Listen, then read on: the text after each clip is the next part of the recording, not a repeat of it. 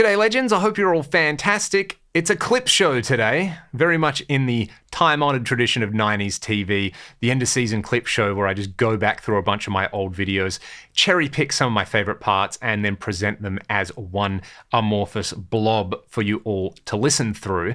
What I wanted to do today was go through 11 of my favourite amp-style distortion boxes here. This is a very popular subcategory of pedal. It's a very popular category of demo or review on the internet, but this isn't designed as a shootout. It would have been way easier to just get all these pedals, slap them on a board, and run them through the same amp cab with the same guitar and just compare them side by side so you can get a pretty good idea of how they actually compare. But that's what that pedal show is for. This particular clip here is mostly for my own benefit, so that if somebody comes along and watches, say, my Revival Drive video and says, how does it compare to the Room 40? I can just send them to this particular video and they can hear my favorite clips of each.